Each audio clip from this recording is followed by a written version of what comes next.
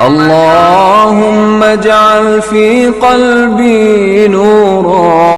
گناہوں کا کفارہ۔ اس وقت حلب کے باہر تینوں مسلمان امراء کی جو کانفرنس منعقد ہوئی تھی برخاست ہوئی۔ انہوں نے سلطان پر حملے کا پلان بنا لیا تھا۔ زیادہ تر عقل صلیبی مشیروں کی استعمال کی گئی تھی۔ انہوں نے یہ بھی طے کر لیا تھا کہ تینوں فوجوں کی ترتیب کیا ہوگی۔ حملے کے لیے گمشتگین کی فوج کو آگے رکھنا تھا۔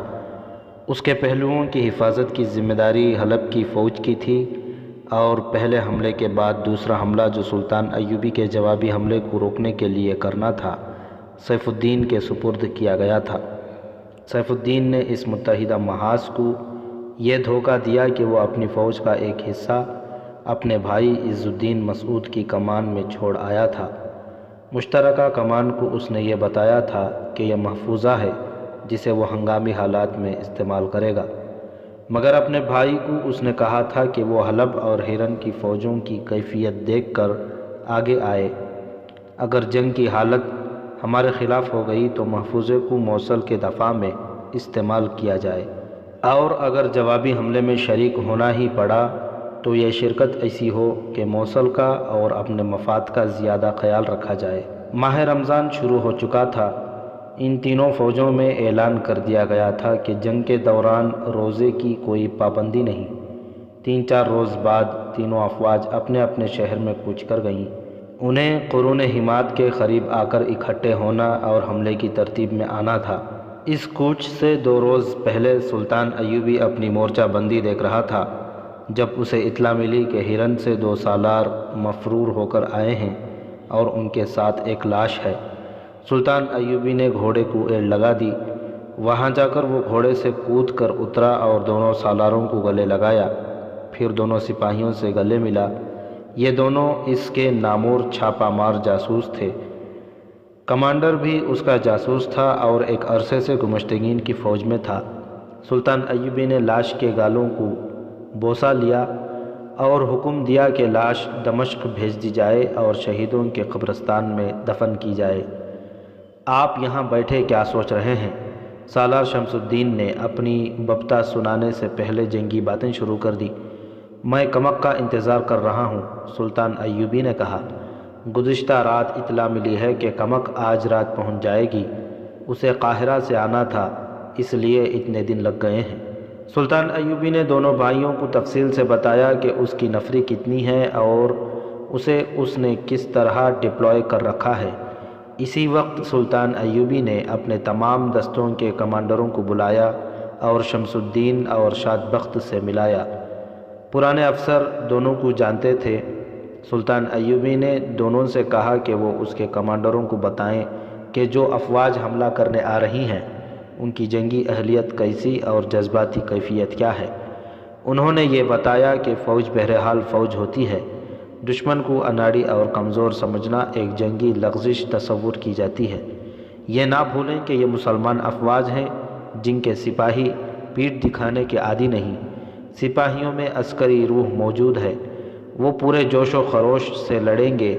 ان کے ذہنوں میں یہ ڈالا گیا ہے کہ آپ لوگ درندے وحشی اور عورتوں کے شکاری ہیں، اور سلطان صلاح الدین اپنی سلطنت کو وسعت دینے آیا ہے۔ صلیبیوں نے ان کے دلوں میں آپ کے خلاف نفرت بھر رکھی ہے۔ سالاروں نے بتایا کہ جہاں تک ان کی قیادت کا تعلق ہے وہ قابل تعریف نہیں، ان میں کوئی بھی سلطان ایوبی نہیں۔ سیف الدین اور گمشتگین اپنے ذاتی مفاد کے لیے لڑنے آ رہے ہیں۔ دونوں اپنے حرم اور شراب کے مٹکے ساتھ لائیں گے۔ ہماری جگہ گمشتگین اپنی فوج کی کمان خود کرے گا۔ یہ قیادت فوج کو طریقے سے لڑا نہیں سکے گی، پھر بھی آپ کو محتاط ہو کر لڑنا پڑے گا۔ وہ آپ کو ان پہاڑوں میں محاصرے میں لینا چاہتے ہیں۔ تینوں فوجوں کی کمان مشترک ہو گئی ہے، لیکن وہ دل سے متحد نہیں۔ یہ باتیں ہو ہی رہی تھیں کہ خطیب ابن المخدوم، سائقہ، قید خانے کا عہدیدار اور ایک جاسوس پہنچ گئے۔ وہ راستہ بھول گئے تھے، اس لیے دیر سے پہنچے۔ سلطان ایوبی کو معلوم تھا کہ خطیب اس کا حامی ہے اور وہ موصل میں اس کے جاسوسوں کی رہنمائی اور نگرانی کرتا رہا ہے۔ سلطان ایوبی نے اسے بھی اجلاس میں شامل کر لیا اور اس سے کہا کہ وہ موصل کی فوج کے متعلق کچھ بتائے۔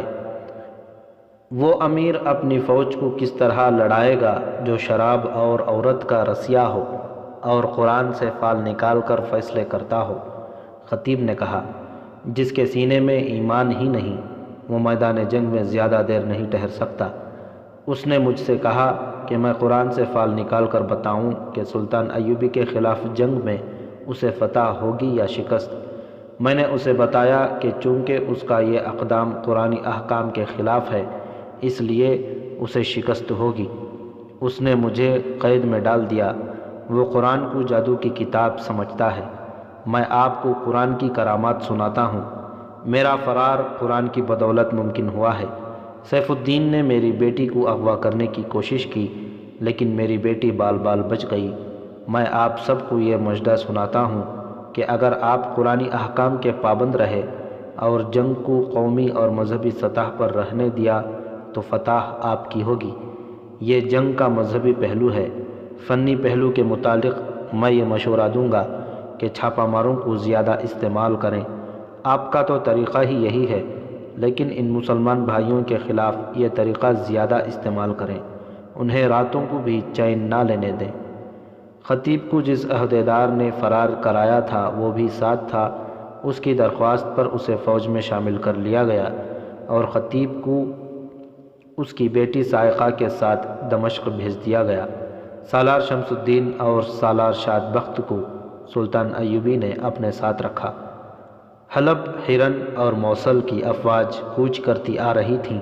ادھر سلطان ایوبی کے لیے مصر سے جو کمک آ رہی تھی وہ قریب آ گئی تھی۔ تاریخ یہ دیکھ رہی تھی کہ سلطان ایوبی تک دشمن کی فوج پہلے پہنچتی ہے یا کمک۔ وہ بہت پریشان تھا، وہ محاصرے سے ڈرتا تھا۔ کمک کے بغیر محاصرہ توڑنا آسان نہیں تھا۔ اس نے دماغی قوت کا آخری ذرہ بھی اس مسئلے پر صرف کر ڈالا کہ وہ محاصرے میں آ گیا تو اتنی تھوڑی نفری سے محاصرہ کس طرح توڑے گا۔ وہ اس قدر پریشان ہو گیا کہ اس نے اپنی اعلیٰ کمان کے سالاروں سے بھی اس کا اظہار کر دیا۔ اس نے کہا، چھاپہ مار دستوں کو مکمل طور پر اپنے قابو میں اور اپنی نظر میں رکھنا۔ کمک کا کچھ پتہ نہیں، محاصرے کا خطرہ ہے۔ محاصرہ صرف چھاپہ مار ہی توڑ سکتے ہیں۔ اللہ کو جو منظور ہوگا وہ ہو کر رہے گا۔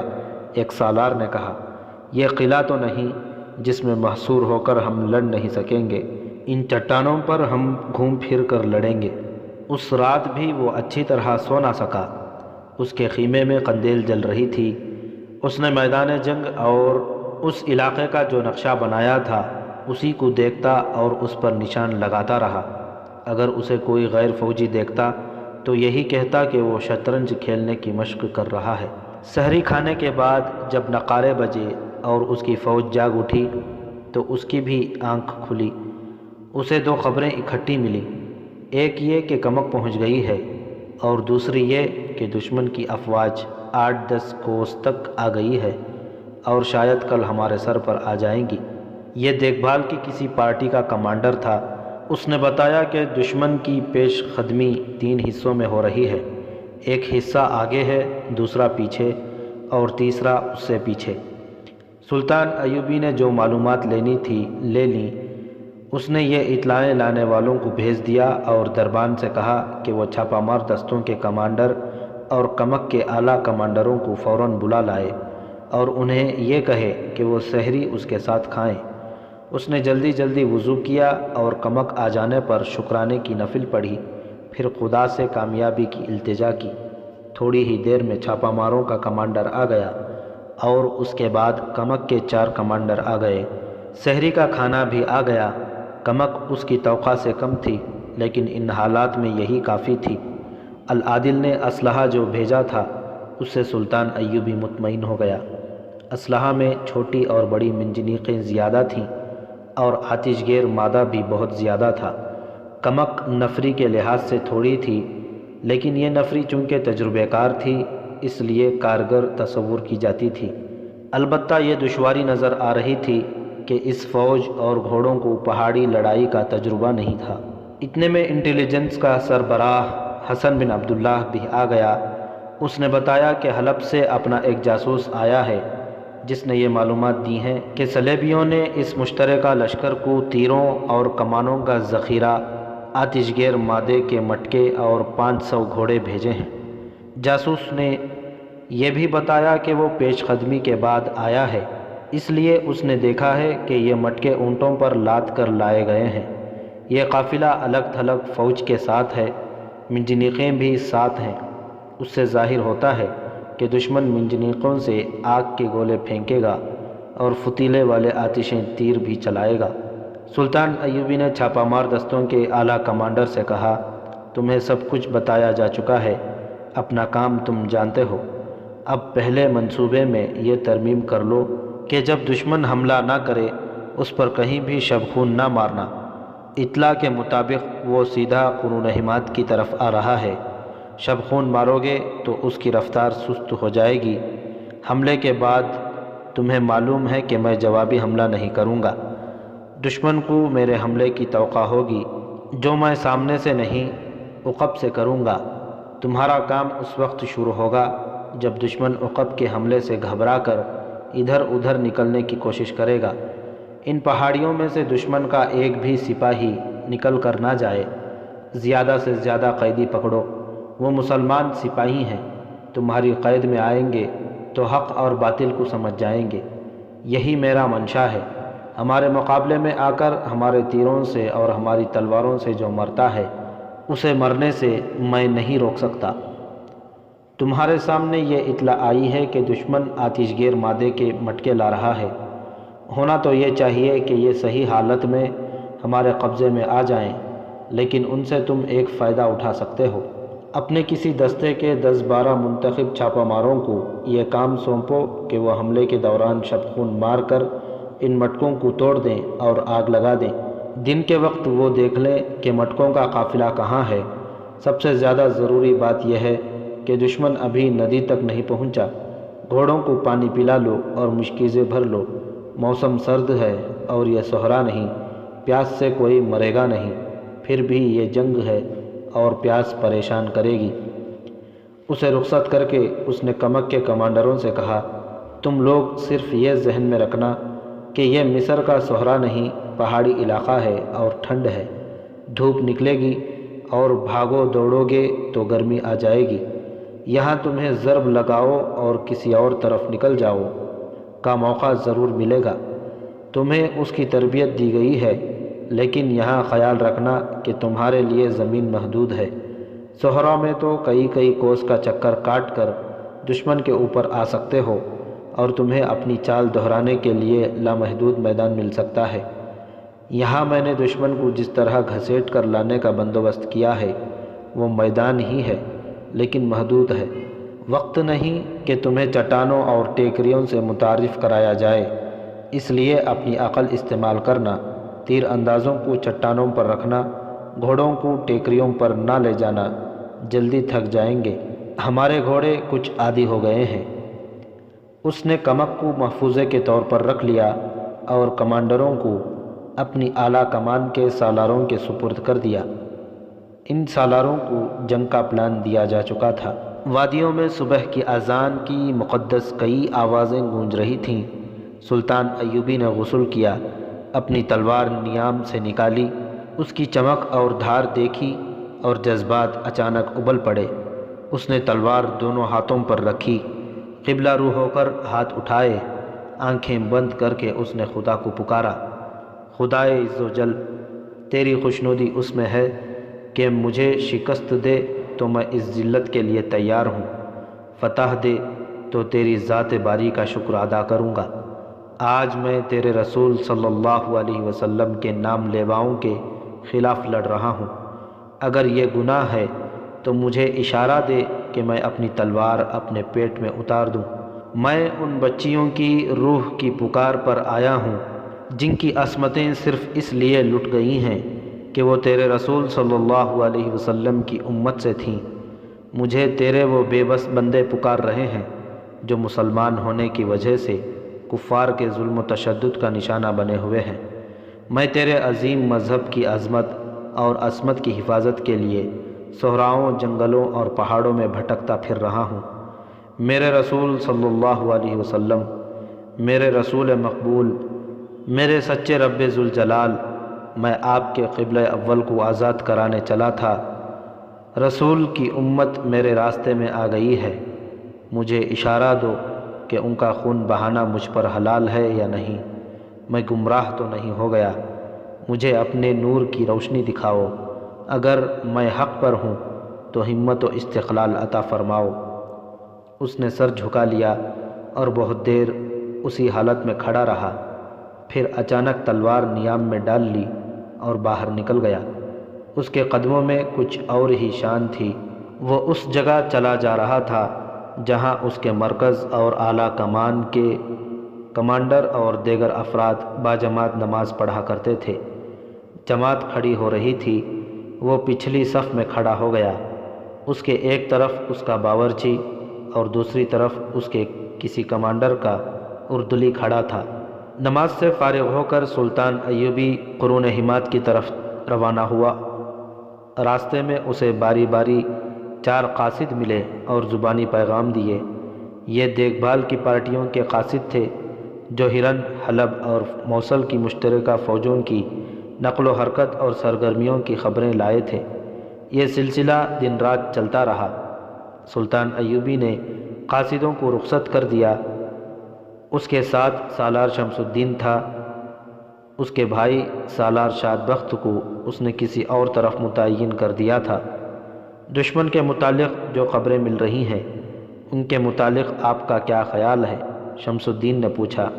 کیا ہم اتنی تھوڑی فوج سے اتنے بڑے لشکر کا مقابلہ کر سکیں گے؟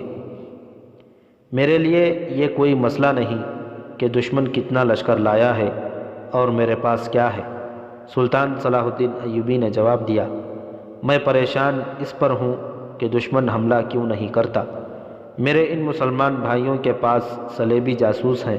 کیا صلیبی اتنے اناڑی ہو گئے ہیں کہ انہیں یہ بھی معلوم نہیں ہو سکا کہ مصر سے میری کمک آ رہی ہے اور میں کمک کے بغیر لڑ نہیں سکتا؟ اگر دشمن سرگرم ہوتا تو میرے تمام مسئلے حل ہو جاتے۔ دشمن کا یوں آ کے بیٹھ جانا اور مجھے اتنا وقت دے دینا کہ میں کمک حاصل کر لوں، اسے ٹھکانے میں لگا لوں، تمام تر فوج کے گھوڑوں کو پانی پلا کر پانی کا ذخیرہ بھی کر لوں، میرے لیے پریشان کن ہے۔ مجھے خدشہ ہے کہ دشمن کوئی ایسی چال چلے گا جو کبھی میرے دماغ میں نہیں آئی۔ یہ لوگ کھیل تماشے کے لیے تو نہیں آئے۔ جہاں تک میں ان لوگوں کو جانتا ہوں، شمس الدین نے کہا، ان کے پیش نظر کوئی ایسی چال نہیں۔ مجھے اپنے اللہ پر بھروسہ ہے، خدا نے ان کے دماغوں پر مہر ثابت کر دی ہے، کیونکہ وہ باطل کی انگیخت اور مدد سے حق کے خلاف لڑنے آئے ہیں۔ ان کی آنکھوں پر پٹی بندھی ہوئی ہے۔ میں کسی گہری اور خطرناک چال کا خدشہ محسوس نہیں کر رہا۔ شمس بھائی، سلطان ایوبی نے کہا، مجھے بھی اللہ ہی پر بھروسہ ہے، لیکن میں جذبات اور فلسفے کے بجائے حقیقت کو دیکھتا آیا ہوں۔ حق پر باطل نے بھی کئی بار فتح پائی ہے، کیونکہ حق والے اللہ کے بھروسے ہاتھ پر ہاتھ دھر کے بیٹھ گئے تھے۔ حق خون اور جان کی قربانی مانگتا ہے۔ اگر ہم یہ قربانی دینے کے لیے تیار ہیں تو حق کی فتح ہوگی۔ باطل میں جو قوت ہے اس کا مقابلہ ہمیں میدان میں کرنا ہے۔ ہمیں حقائق پر نظر رکھنی ہے، اپنی پوری صلاحیتیں اور جسم کی تمام تر طاقت استعمال کرنی ہے۔ اس کے بعد کے نتائج اللہ پر چھوڑ دو، اپنے آپ کو خوش فہمیوں میں مبتلا نہ کرو۔ وہ گھوڑے سے اترا۔ سالار شمس الدین، 2 اور مشیر اور محافظ جو اس کے ساتھ تھے گھوڑوں سے اترے۔ سلطان ایوبی شمس الدین اور دونوں مشیروں کو ایک بلند چٹان پر لے گیا۔ ان کے سامنے چٹانوں میں گھرا ہوا وسیع میدان تھا جو سینگوں کی شکل کی چٹانوں سے آگے پھیلتا چلا گیا تھا۔ اس طرف جہاں سلطان ایوبی کھڑا تھا 2 چٹانیں آگے پیچھے تھیں، ان کے درمیان وادی یا گلی تھی جو میدان میں کھلتی تھی۔ یہ گھوم پھر کر اس طرف باہر نکل جاتی تھی۔ میدان میں چٹانوں کے ساتھ ساتھ سینکڑوں چھوٹے بڑے خیمے کھڑے تھے۔ ایک طرف اس فوج کے گھوڑے بندھے تھے جو خیموں میں تھی، سپاہی گھوم پھر رہے تھے۔ کچھ ایسے بھی تھے جو دھوپ میں لیٹے ہوئے یا سوئے ہوئے تھے۔ انہیں دیکھ کر معلوم ہوتا تھا کہ جیسے انہیں معلوم ہی نہیں کہ ان پر ایک بہت بڑا لشکر کسی بھی وقت حملہ کرنے کے لیے ان کے سر پر بیٹھا ہے۔ اگر وہ جنگی تیاری میں ہوئے تو ان کے خیمے کھڑے رہنے کے بجائے لپٹے ہوئے کہیں اور رکھے ہوئے ہوتے اور ان کے گھوڑوں پر زینیں کسی ہوئی ہوتی۔ ان دستوں کے سالاروں اور کمانڈروں کو میں نے جو ہدایات دی ہیں وہ تم تینوں ایک بار پھر سن لو۔ سلطان ایوبی نے کہا، ہو سکتا ہے میں تم سے پہلے مارا جاؤں اور جنگ شروع ہوتے ہی مارا جاؤں۔ میرے بعد میدان کی ذمہ داریاں تم سنبھالو گے۔ میں نے انہیں بتایا ہے کہ خیمے لگے رہنے دو، گھوڑے زینوں کے بغیر بندھے رہنے دو، فراغت کی حالت میں گھومو پھرو اور ادھر ادھر بیٹھے اور لیٹے رہو، لیکن خیموں میں اپنے ہتھیار اور گھوڑوں کی زینیں تیار رکھو۔ دشمن کے جاسوس تمہیں دیکھ رہے ہیں، انہیں یہ تاثر دو کہ تمہیں دشمن کی کچھ خبر نہیں۔ جب دشمن کا لشکر آئے تو گھبراہٹ کا مظاہرہ کرو، ہتھیار اٹھا لو، خیمے پر بھی کھڑے رہنے دینا، آگے بڑھ کر مقابلہ نہ کرنا۔ دشمن اوپر چڑھ آئے تو لپٹے ہوئے اتنی تیزی سے پیچھے ہٹنا کہ دشمن کے حملے آور دستے تمہارے ساتھ ہی ان چٹانوں کے گھیرے میں آ جائیں۔ دشمن کو پسپائی کا تاثر دو۔ سلطان ایوبی نے دو متوازی چٹانوں کے درمیان گلی کی طرف اشارہ کر کے کہا، میں نے ان دستوں کو بتا دیا ہے کہ اس گلی میں آ کر پیچھے کو نکل جائیں۔ انہیں جہاں اکٹھا ہونا ہے وہ جگہ بھی انہیں بتا دی ہے۔ اس نے وہ جگہ اپنے رفیقوں کو بتا کر کہا، ان دستوں کو دشمن کے عقب میں جانا ہوگا۔ ان چٹانوں پر میں نے دشمن کے استقبال کا جو بندوبست کر رکھا ہے وہ تمہیں معلوم ہے۔ یاد رکھو میرے دوستوں، ہمیں یہاں کوئی علاقہ اور کوئی قلعہ فتح نہیں کرنا، ہمیں دشمن کو بے بس اور بیکار کرنا ہے تاکہ وہ ہمارے راستے سے ہٹ جائیں۔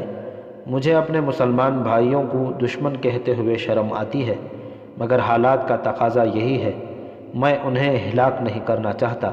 میں نے احکام جاری کر دیے ہیں کہ زیادہ سے زیادہ افراد کو زندہ پکڑو اور جنگی قیدی بناؤ۔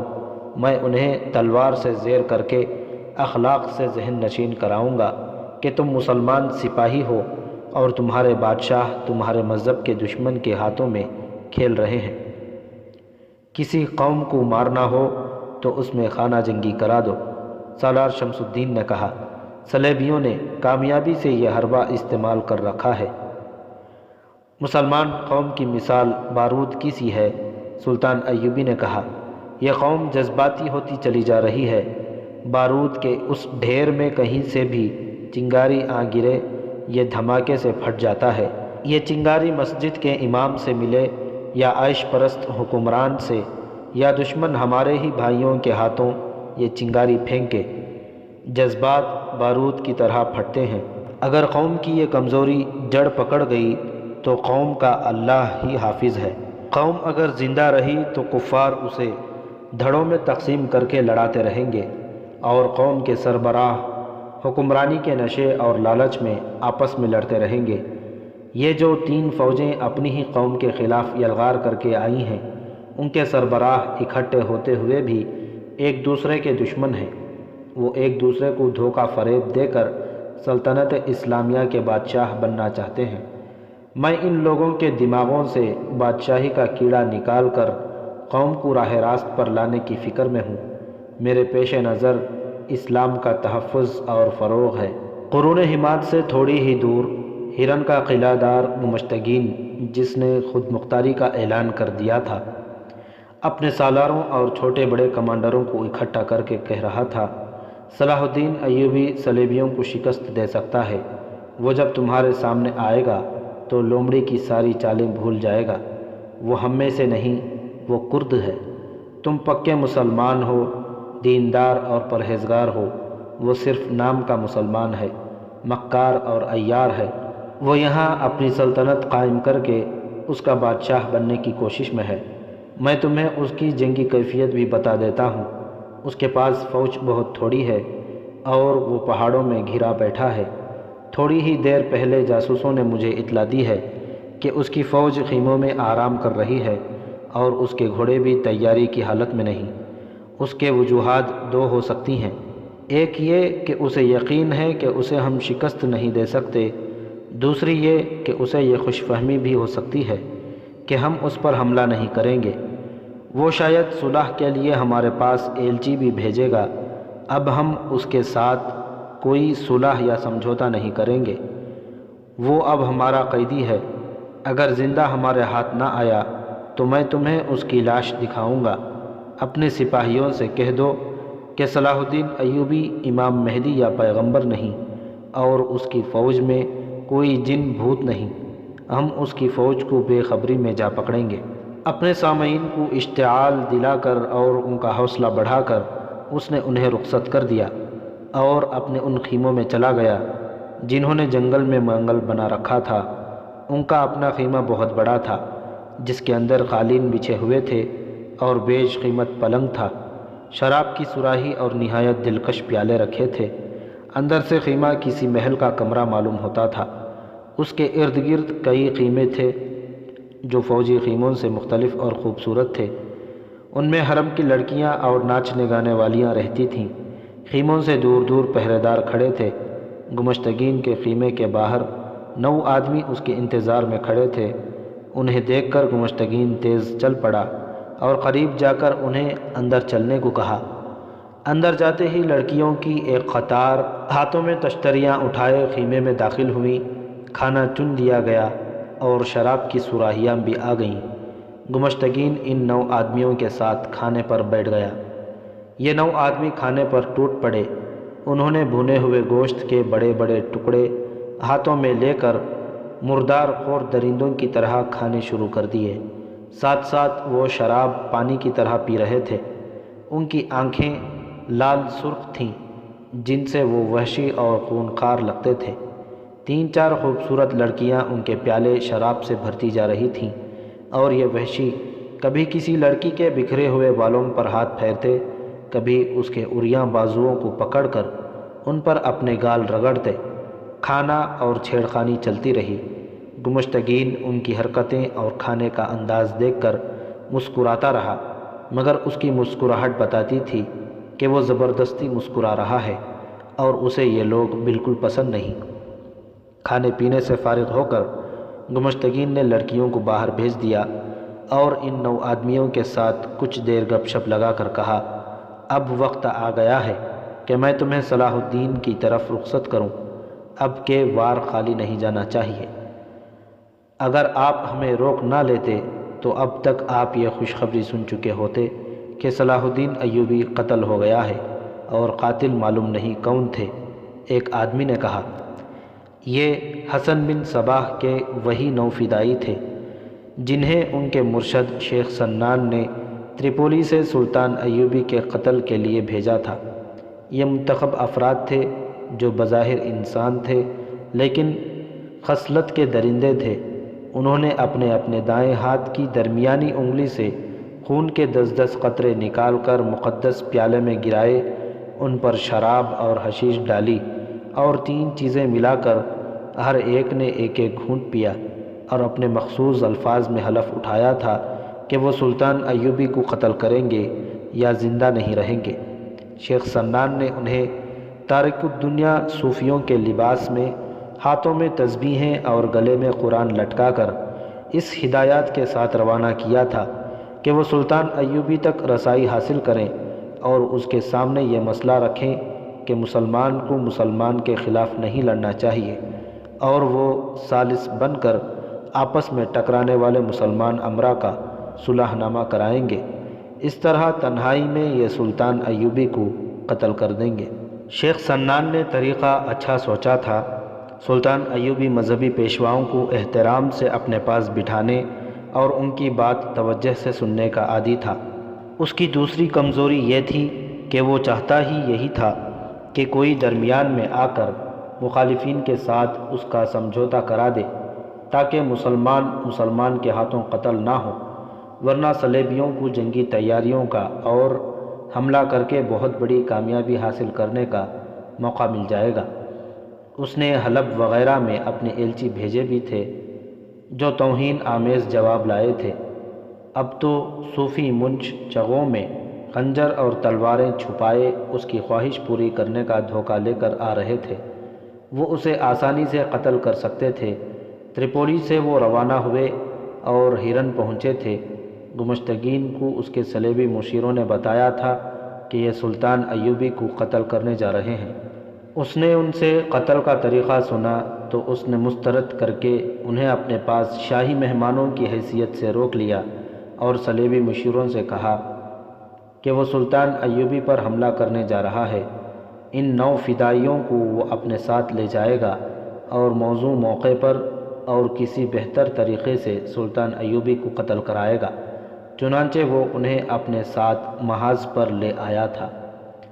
اب گمشتگین نے میدان جنگ میں ان کے لیے موقع پیدا کر لیا اور ان کا بہروپ بھی تیار کر لیا تھا۔ اس نے کھانے سے فارغ ہو کر انہیں کہا، آج میں تمہیں بتاتا ہوں کہ میں نے صلاح الدین ایوبی کے قتل کا کیا طریقہ سوچا ہے۔ تم نے صوفیوں کا جو روپ دھارا ہے وہ شک پیدا کر سکتا ہے۔ ایوبی کی نظر بڑی گہری ہے، اس پر پہلے 4-5 قاتلانہ حملے ہو چکے ہیں۔ وہ اور زیادہ محتاط ہو گیا ہے۔ اس کے ساتھ 2 بڑے ہی تجربے کار سراغ رساں ہیں، ایک علی بن سفیان اور دوسرا حسن بن عبداللہ۔ وہ ایک نظر میں انسان کو بھانپ لیتے ہیں۔ ہمارے جاسوسوں کی اطلاع کے مطابق اس وقت حسن بن عبداللہ اس کے ساتھ ہے اور علی بن سفیان قاہرہ میں ہے۔ صلاح الدین ایوبی سے کوئی اجنبی ملنے جاتا ہے تو 2-3 سالاروں اور حسن بن عبداللہ اس کی بڑی گہری چھان بین کرتے ہیں۔ انہیں شک ہو تو اس کی تلاشی بھی لیتے ہیں۔ ایوبی یا حسن بن عبداللہ کو یہ خیال آ سکتا ہے کہ یہ چپ خلش تو نہیں، مہینوں سے چل رہی ہے، تمہیں صلح نامے کا خیال آج کیسے آیا؟ ایوبی یہ بھی پوچھ سکتا ہے کہ تم کہاں کے مذہبی پیشوا ہو، اور وہ کوئی ایسا سوال پوچھ سکتا ہے جس کا تم لوگ جواب نہ دے سکو، یا ایسا جواب دو جو تمہیں بے نقاب کر دے۔ وہ خود عالم ہے، مذہب اور تاریخ کا اس کا گہرا مطالعہ ہے۔ اس کے علاوہ تمہارے چہروں پر داڑھیوں کے سوا صوفیوں والی کوئی نشانی نظر نہیں آتی۔ تم میں سے 4 کی داڑھیاں ابھی چھوٹی ہیں، جن سے پتہ چلتا ہے کہ 1 مہینے سے بڑھائی گئی ہیں۔ تمہاری آنکھوں میں حشیش اور شراب کا نشہ چڑھا ہوا ہے۔ مجھے ان چہروں پر پاکیزگی کا شائبہ تک نظر نہیں آتا۔ ان 9 میں سے کسی نے بھی برا نہ مانا۔ اس کے سرغنہ نے کہا، مجھے آپ کی ہر ایک بات سے اتفاق ہے۔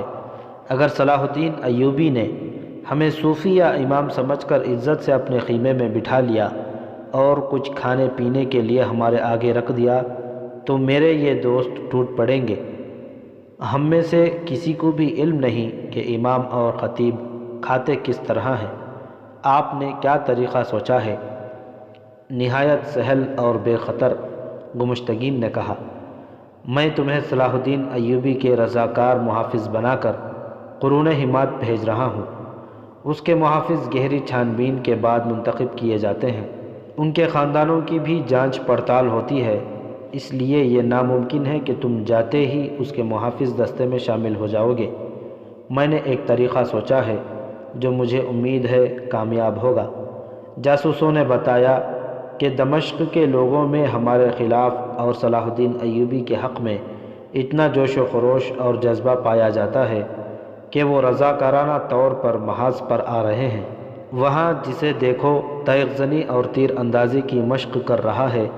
مجھے معلوم ہوا ہے کہ ایوبی ان رضاکاروں کو باقاعدہ فوج میں تو نہیں رکھتا، دوسرے کاموں کے لیے رکھ لیتا ہے۔ میں اس فضا سے فائدہ اٹھا رہا ہوں۔ اس نے الگ رکھا ہوا لکڑی کا ایک بکس کھولا، اس میں کپڑے تھے۔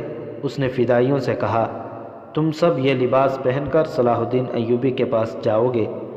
یہ اس کے محافظ دستے کا مخصوص لباس ہے۔ تم میں سے ایک آدمی کے ہاتھ میں ایوبی کا جھنڈا ہوگا، باقی 8 کی برچھیوں کے ساتھ اس کی فوج کی جھنڈیاں ہوں گی۔ تم سیدھے ایوبی کے پاس جاؤ گے، تمہیں روک لیا جائے گا، اس تک نہیں پہنچنے دیا جائے گا۔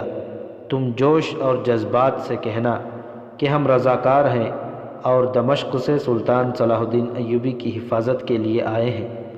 یہ بھی کہنا کہ ہم نے بڑی محبت سے محافظ دستے کا لباس سلوایا ہے اور دل میں سلطان کی عقیدت لے کر آئے ہیں۔ ہمیں سلطان کے ارد گرد پہرے پر لگایا جائے یا ہمارے جانباز دستے میں شامل کیا جائے، ہم واپس نہیں جائیں گے، تمہیں صلاح الدین تک نہیں جانے دیں گے۔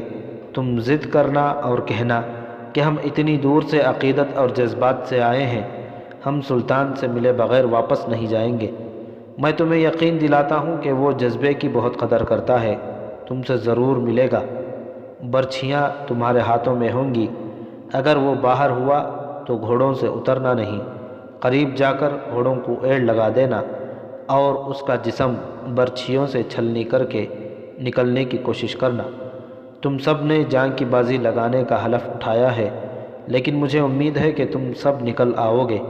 مجھے پوری توقع ہے کہ اپنے سلطان کو زخمی حالت میں دیکھ کر محافظوں میں افراتفری مچ جائے گی، بیشتر اس کے کہ وہ سمجھ پائیں کہ یہ ہوا کیا ہے، تم ان کے تیروں کی ضد سے نکل آؤ گے۔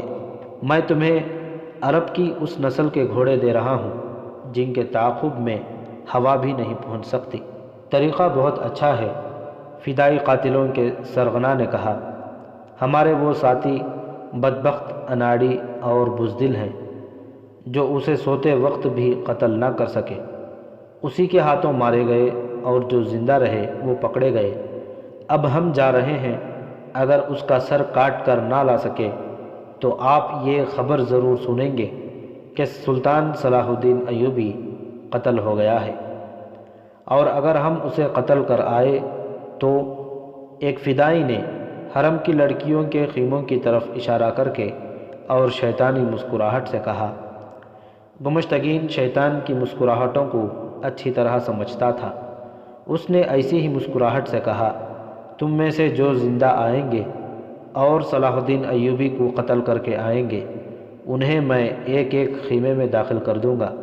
تمہیں جو انعام صلیبی دیں گے اس سے اتنے زیادہ زر و جواہرات میں دوں گا جو تم نے کبھی خواب میں بھی نہیں دیکھے، اور تم میں سے جو آدمی صلاح الدین ایوبی کا سر کاٹ کر لائے گا اسے اس کی پسند کی 2 لڑکیاں ہمیشہ کے لیے دوں گا۔ فدائیوں نے وحشیوں کی طرح چیخ چیخ کر قہقہے لگانے شروع کر دیے۔ گمشتگین نے بڑی مشکل سے انہیں خاموش کیا اور کہا، آؤ میں وہ راستہ بتا دوں جو دمشق سے قرون کی طرف آتا ہے۔ تم یہاں سے دور کا چکر کاٹ کر دمشق کے راستے پر پہنچو گے، لیکن خیال رکھنا کہ راستے میں کوئی بھی پوچھے کہ تم کون ہو اور کہاں سے آئے ہو تو یہ بتانا کہ تم دمشق سے آئے ہو اور محاذ پر جا رہے ہو۔ راستے میں تمہیں صلاح الدین ایوبی کے جاسوس اور چھاپہ مار ملیں گے۔ تمہیں آج ہی رات روانہ ہونا ہے۔ آج ہی رات؟ ایک فدائی نے پوچھا، کل دن کو نہ جائیں؟ اتنا وقت نہیں، گمشتگین نے جواب دیا، تمہارا چکر بہت لمبا ہے، 2 دنوں بعد منزل پر پہنچو گے۔ گھوڑوں کو آرام دیتے جانا، ورنہ تھکے ہوئے گھوڑوں سے وہاں سے بھاگ نکلنا دشوار ہو جائے گا۔